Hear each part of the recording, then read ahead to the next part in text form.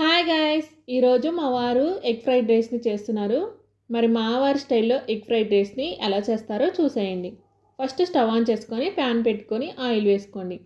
Oil heat అయిన తర్వాత ఒక 4 పచ్చిమిర్చిని సన్నగా కట్ చేసుకొని వేసుకోండి.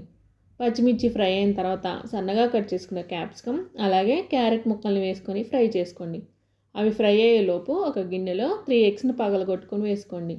ఇప్పుడు అందులోనే సరిపడా ఉప్పు, కొంచెం కారం, కొద్దిగా పసుపు వేసుకొని మిక్స్ చేసుకోండి. క్యాప్సికమ్, క్యారెట్ ఫ్రై అయిన తర్వాత రెడీ చేసుకున్న ఎగ్స్ను వేయండి. ఇప్పుడు అంతా ఒకసారి కలుపుకొని ఎగ్స్ ఫ్రై చేసుకోండి. ఎగ్స్ ఫ్రై అయిన తర్వాత రైస్ని వేసుకొని అంతా ఒకసారి కలుపుకోండి. ఫైనల్గా కొద్దిగా నిమ్మరసం వేసుకొని ఒక ప్లేట్లోకి తీసుకోండి. ఇప్పుడు రైస్ పైన సన్నగా కట్ చేసుకున్న ఆనియన్స్ని వేసుకోండి. మా వారి స్టైల్లో ఎగ్ ఫ్రైడ్ రైస్ రెడీ అవుతుంది.